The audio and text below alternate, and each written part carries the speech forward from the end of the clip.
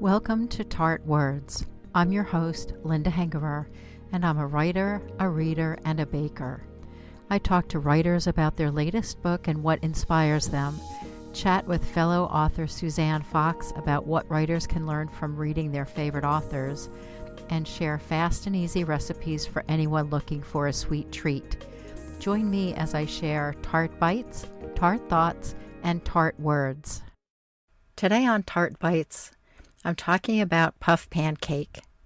When I was growing up, my mom didn't work outside our home until we were all in high school or in college. My dad occasionally traveled for work, and when it was just the four of us, Mom, me, and my two sisters, we'd sometimes have puff pancake for a delightful light supper. I don't remember that we had anything else with it, but it could be made more substantial with a hearty green salad or a side of fruit. There are many versions of this. A Dutch baby is similar with the eggy pancake mixture topped with fruit or the topping of your choice. Key to making the magic trick of high sides and a soft center is heating the skillet or baking dish before pouring in the rested batter. I've made this for my husband for dinner if we've had a late lunch and we want something to tide us over to the next day. I'm not sure where the original recipe came from. I got the basics from my sister and my mother.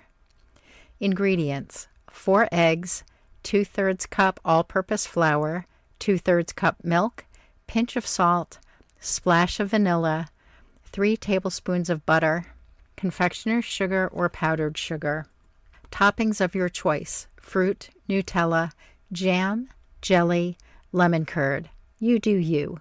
Directions: this can be done in a blender or food processor. If using either, put the eggs, flour, milk, salt, and vanilla into the blender or food processor bowl. Blend or process for 10 to 15 seconds, scrape down the sides, and blend or process for another 10 to 15 seconds. This makes a very liquid batter similar to crepe batter. Let the batter rest. If you're using a bowl, beat the eggs with a whisk until foamy. Add the flour and milk, salt, and vanilla. Mix until the flour is incorporated and only small lumps remain. Let the batter rest. Heat the oven to 450 degrees with the skillet or baking dish you'll be using in the oven. Use a 13 by 9 glass baking dish or a 9-inch cast iron skillet.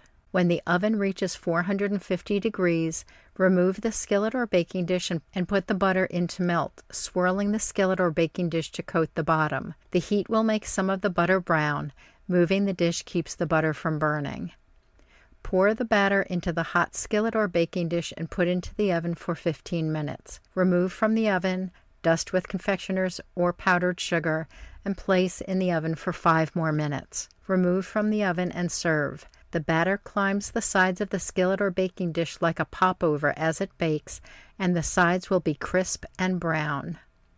Top with your preferred topping or more confectioner/powdered sugar. Leftovers would make a lovely snack the next day. We've always eaten the whole thing. This recipe is easy to double or triple or halve if making for one. If making for a crowd, think about using several skillets or baking dishes instead of making one gigantic puff pancake. The proportions are 2 eggs, 1/3 of a cup of flour, and 1/3 of a cup of milk per person. Thank you for joining me this week.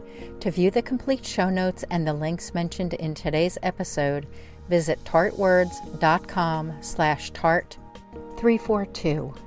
Before you go, follow or subscribe for free to the podcast to receive new episodes when they're released. Follow now in the app you're using to listen to this podcast, or sign up for email alerts through an easy sign-up form for bakers, readers, and/or writers at tartwords.com/about. Thank you again for joining me, Linda Hengerer, for this episode of Tart Bites.